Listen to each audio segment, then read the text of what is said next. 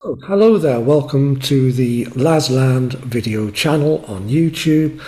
This is an offshoot of my website at www.lasland.org. That primarily deals with new music, although there are reviews from years and years and years past, piles of classic albums. And this set of videos addresses those. It's a series entitled Old Album, New Thoughts. And the premise of this new series is basically to go back to those classic albums and see whether this extraordinarily good-looking late 50s chap still agrees with the thoughts that my younger self wrote down and published back in the day. So, the first part of this is Yes. Drama v 90125, two albums which split the Yes fan fraternity even to this day. In this first part, we will discuss Drama. Now, part 2, next month, we'll discuss 90125, and both of them are epical works in the context of the history of Yes. Now, during this series of videos, I will not be quoting that many interviews with the protagonists in the music press.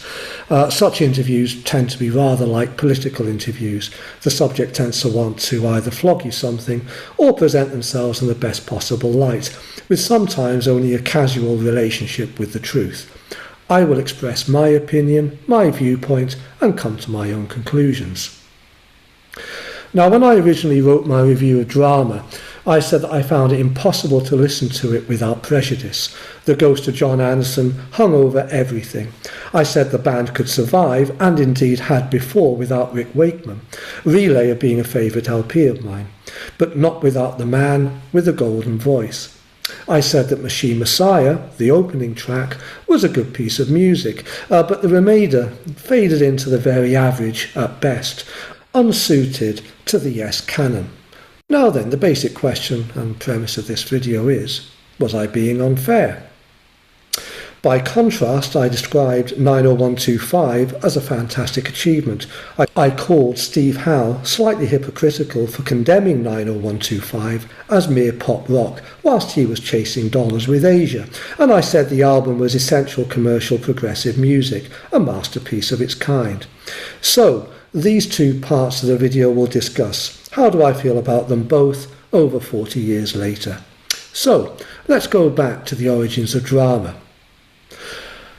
There's a cover there of Tormato. Now, I love Tormato. When it was released, I was a 14-year-old young man starting to get heavily into progressive and classic rock music.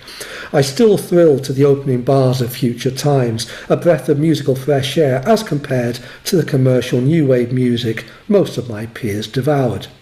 It was, though, to prove the end of the second incarnation of the so-called classic incarnation of Yes.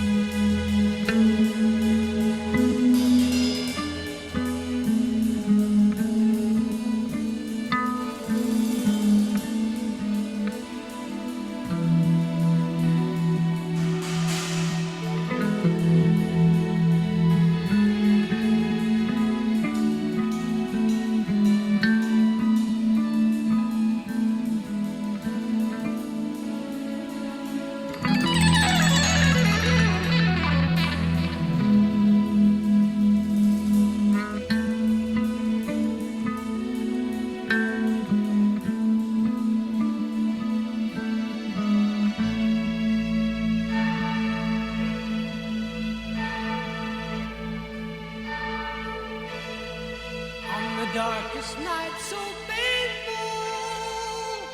Dear heart of love, it's the torture of being wrong.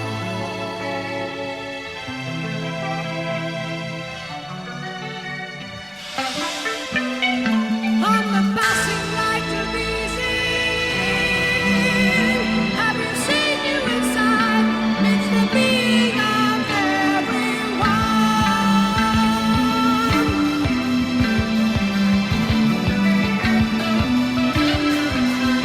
To the common goal of freedom, where we humble ourselves, miss the balancing of the sun.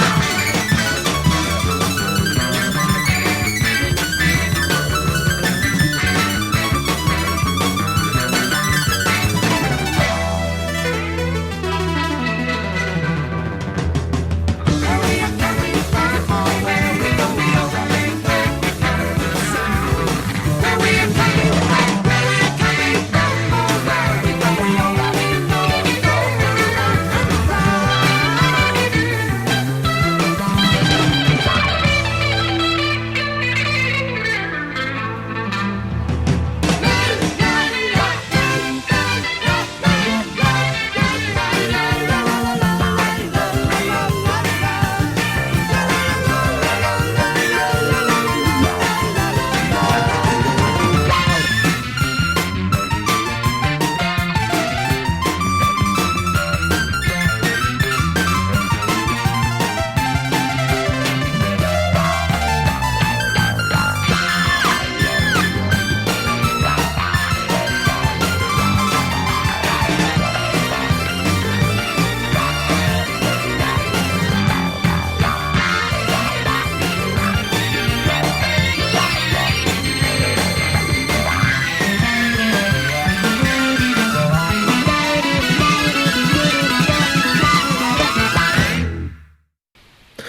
Following a massive world tour in the round, the band reconvened in Paris to start demos and recording for a follow-up album.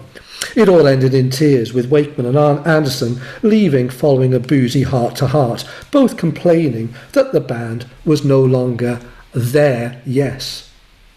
Equally, in later interviews, the remaining members of Yes, Chris Squire, Steve Howe and Alan White, complained that Anderson and Wakeman were intent on recording more of the airy-fairy, wishy-washy stuff that had polluted Tormato, such as Circus of Heaven and Arriving UFO. Now, I have always found this very unfair. Except for Awaken on 1976's Going for the One, the band had already started moving away from the purest vision of a symphonic progressive rock band to shorter, punchier or more whimsical songs.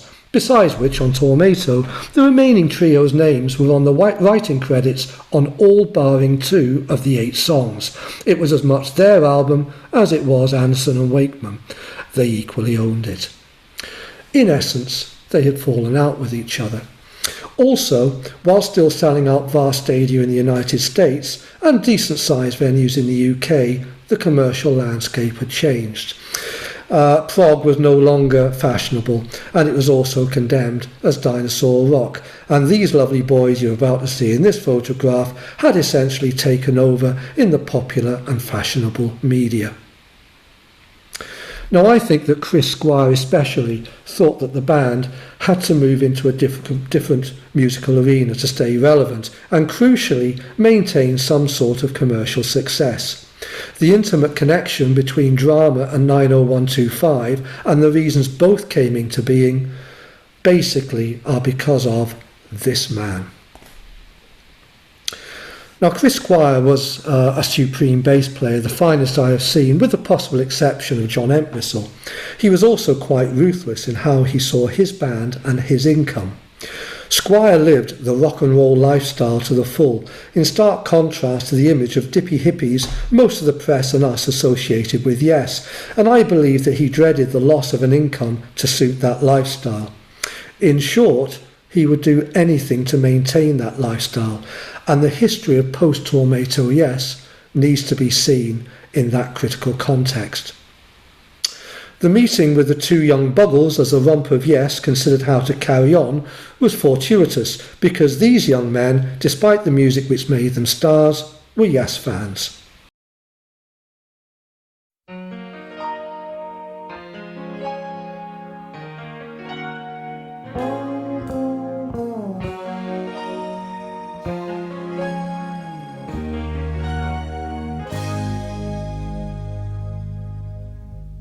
I heard you on the wireless back in 52, lying awake intently tuning in on you.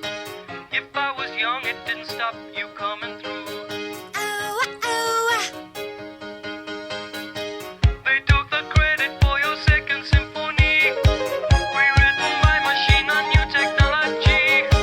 And now I understand the problems you could see. I met your children. What did you tell them? Video killed the radio star. Video killed the radio star. Pictures came and broke your heart. And now we meet in an abandoned studio. We hear the playback and it seems so long ago. And you remember the jingles used to go. You were the first one. You were the last one. Video killed the radio star. Video killed the radio star. In my mind and in my car, we can't rewind, we've gone too far.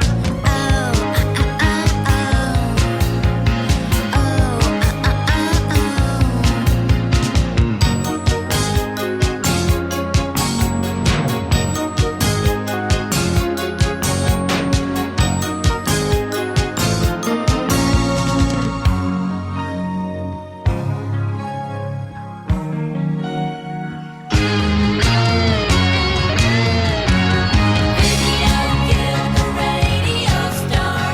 Video killed the radio star. In my mind and in my car, we can't rewind, we've gone too far. Pictures came and broke your heart. Put down the name on VCR.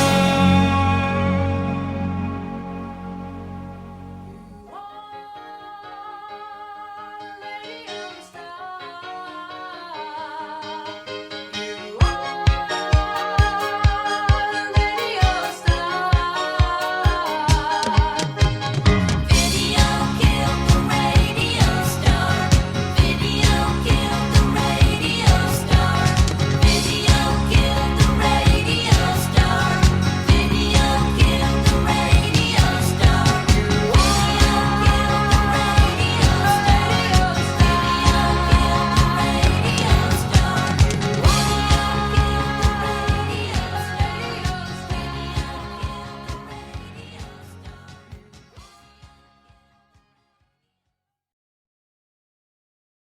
Now, I love that song. I think it's a great pop rock, art rock cross. Clever, catchy, and it sold extremely well. This was, in my opinion, the attraction to Squire and the other two. A wee bit of stardust that could make Yes relevant again, especially as Anderson has scored an unlikely hit, but wonderful, with Vangelis in I Hear You Now, and the ensuing album, Short Stories, also did quite well. So, the pressure was on. Trevor Horn and Jeff Downes were persuaded by their mutual manager, or Svengali as one might better describe him, Brian Lane, to join forces with Yes. The resultant album was Drama, the work I scorned so long ago. So let's start off by playing the track I did acknowledge as being relatively decent. The opener, Machine Messiah.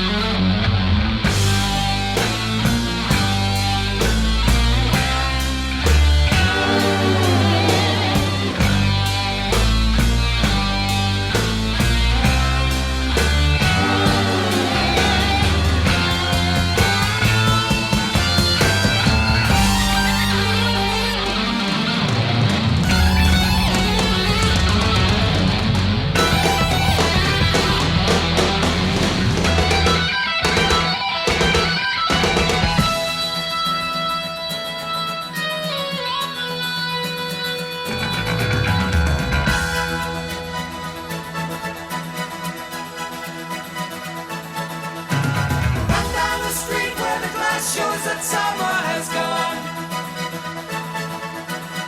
Agent the doorways resenting the pace of the dawn. All of them standing in line, all of them waiting for time. From time to bring healer, from rushing Messiah is born.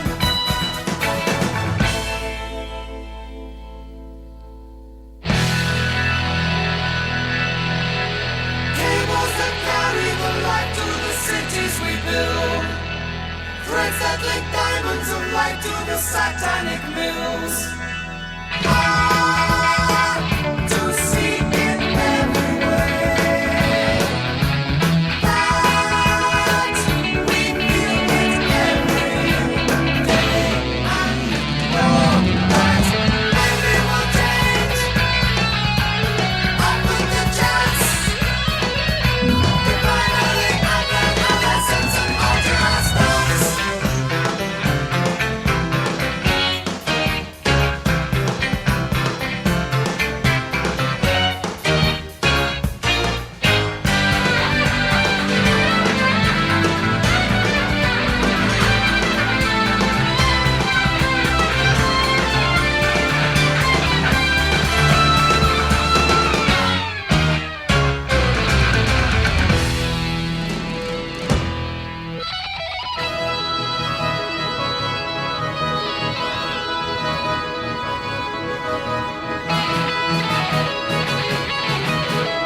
Make their way into systems of chance. Make their way out, escape into systems of chance. Escape to freedom, I need to be there.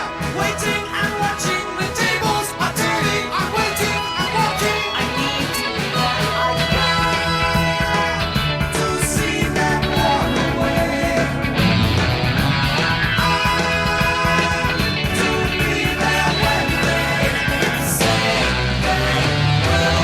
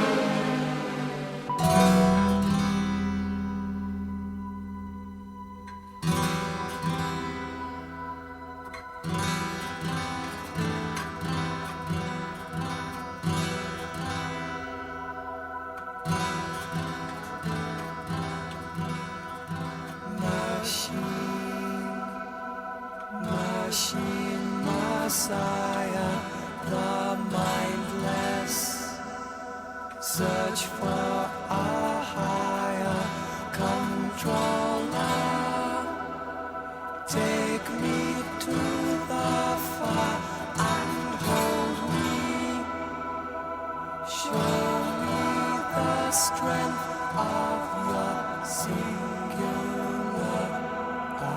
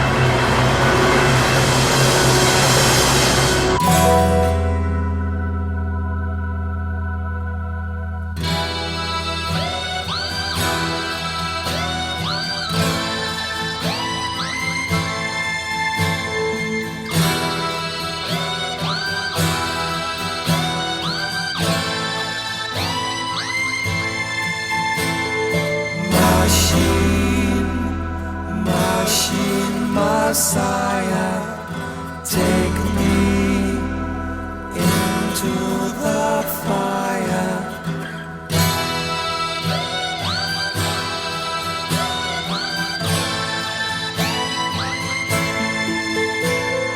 Hold me, machine messiah, and show me the strength of your singular eye.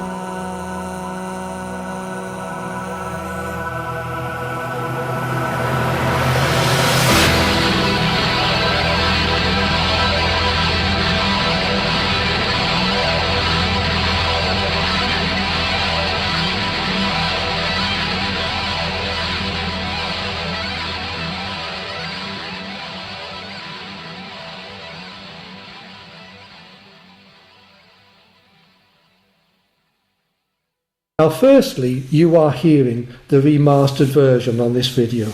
I have to say that I thought the original recording, overseen by old hand Eddie Offord, sounded weak. The great man well past his best. But that's not the main issue for me critically with this album.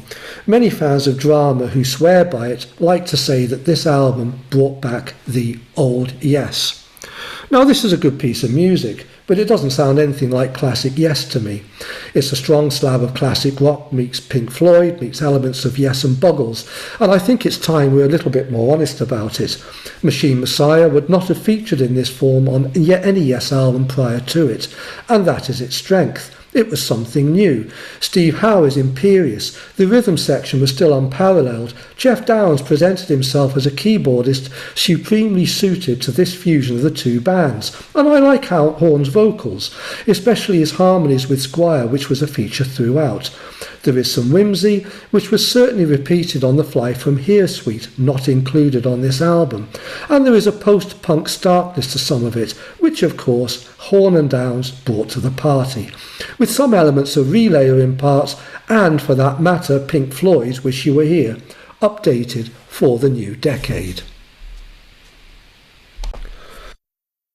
As for Horn, he had a nice voice with a higher range than many contemporaries, but he was not John Anderson, and neither do I think he tried to be here. His problem was on the subsequent tour, and we will discuss this shortly. On this album, I hear little difference between his Yes work and his Bugles work. Now, the keyboard work of Jeff Downes on the Short White Car is exceptional, and Horns' vocals are delicate on a track I really don't know why it's so short, because it was again not a traditional Yes track. It was, potentially to these ears, something which longer could have been a hit single. Does It Really Happen to these ears contains elements of playing, especially some of Howe's work, which are a direct follow-on from Tormato, somewhat ironically. It is quite frenetic, and I can imagine Anderson turning this into something more recognisably Yes, but is to me decent but unremarkable. It does contain tracks that we would later hear on Fly From Here, and the best I can say here that this is the sound of two bands wanting to develop, a band striving to create a unique sound from the fusion of those two acts. And the closing bass-led instrumental passage I think is absolutely remarkable, brilliant. What follows is very interesting. Into the Lens is essentially I Am a Camera, which is a Bugles song from Adventures in Modern Recording, which followed in 1981. Let's play it now.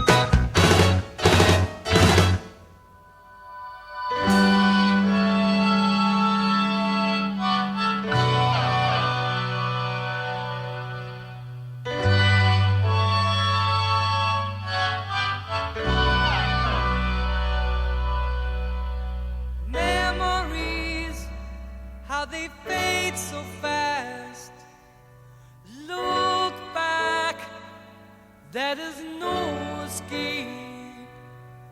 Tie it down, now you see too late.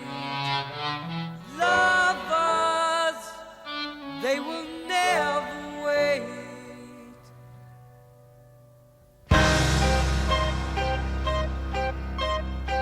I am a camera.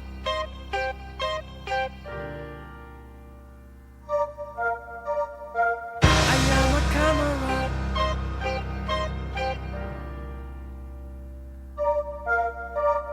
Take heart. I could never let you go. And you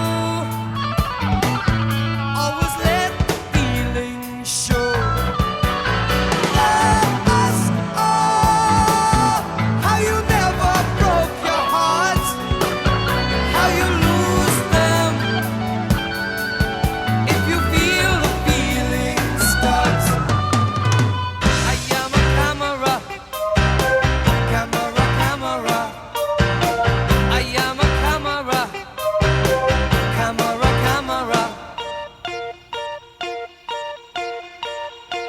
I am a camera, camera, camera. And you may find time will blind you. This to just remind you all is meant to be.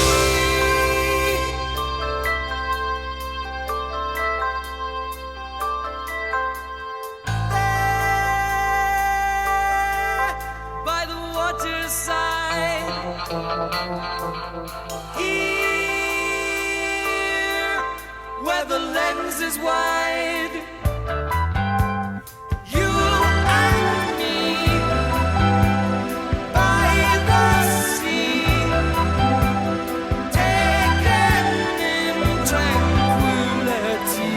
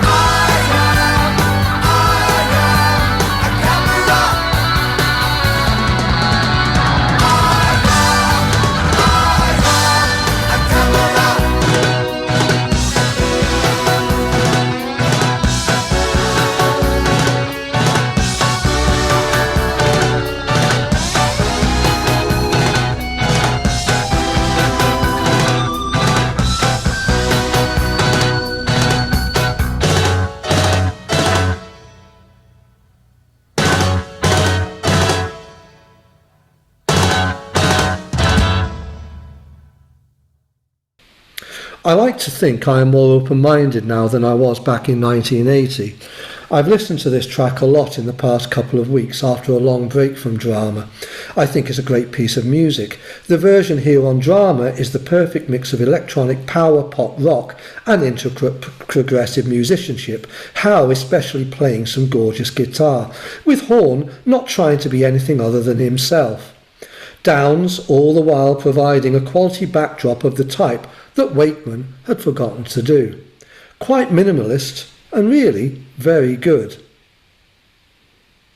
Run Through the Light, the penultimate track, is of interest because Horn plays the bass on this, persuaded against his better judgment by Chris Squire, whilst the big man himself plays piano. It could be described as an attempt to emulate Anderson, with Horn at the top of his range, but I think of this as another Bugles-infused song, overlaid with Howe riffing to his heart's content. Squire takes lead vocals in turns with Horn, and as a result it all sounds like a bit of a hodgepodge, albeit with some crashing drums and some impressive soundscapes created by Downes. I like the Horn voice here. It has a sense of innocence and it shows promise. Oh, and his fretwork ain't half bad either. This is the sound of a band trying to find a way forward through both traditions. And so to Tempus Fugit. Time flies indeed.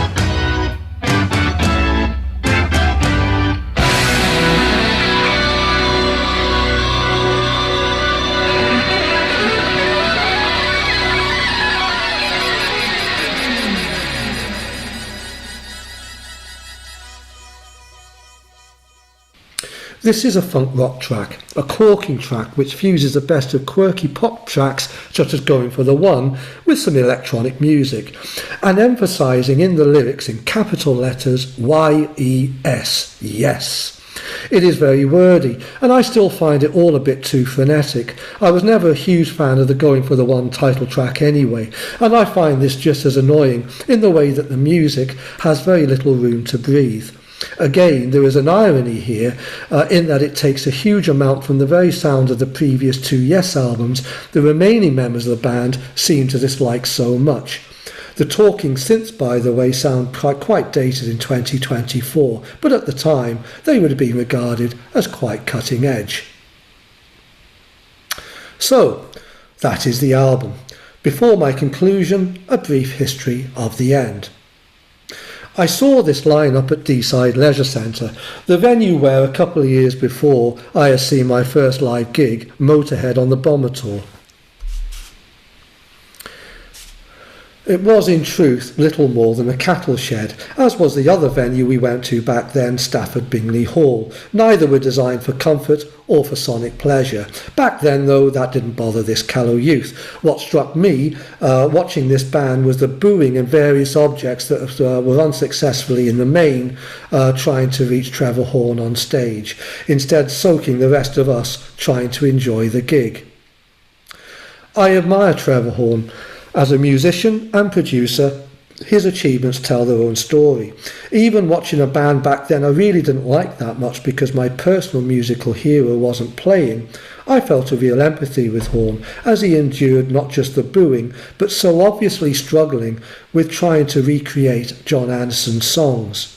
I was bullied at school until I started fighting back and discovered my own voice and persona, so I knew how this felt, and the man couldn't really fight back because the people booing were paying his income.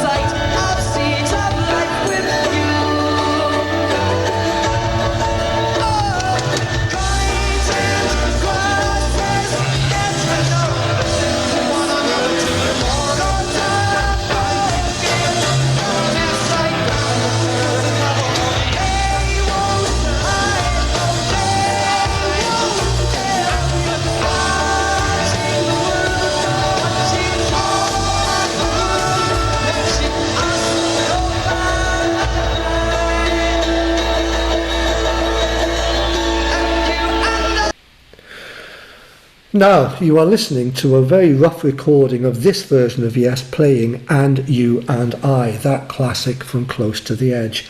It is part of the 5-night run at Madison Square Gardens, where the reception was relatively favourable, but even with this you can hear Horn's nervousness and him struggling to hit the power and cleanliness of Anderson. In truth, he was given a bum job, an impossible act to follow, because as we all know, and I think Squire, Howe and White knew, replacing that voice with something approaching its quality was nigh on impossible, and it's something that no alternative Yes singer, in my opinion, since has ever come close to managing. The collaboration is fondly remembered by some as Bugles, but it couldn't and didn't survive that tour. The band went their separate, relatively amicable ways. Subsequently, Steve Howe and Jeff Downes joined a prog supergroup. They played some great pop rock, but very little prog. Chris Squire and Alan White wanted to form a band with a Black Magic initiate. These two recorded some extremely good orchestral synth-led ambient pop rock and sold records by the truckload. Whilst Mr. Horn produced, amongst others, this sad scouse lot. As for Yes, this chap would become the next commercial saviour. But that's for the next part of this video. So, that is Drama. Back in the day, I gave it a rather excoriating review. It's an extremely important album in the Yes canon, the first time Squire attempted to make a serious living without John Anderson. As we now know, it would not be the last. Now, I think it's rather ridiculous or pretty presumptuous for critics, especially amateur ones such as I, to state that it would have been better for the band to rename themselves something completely different rather than try to reinvent a beloved brand.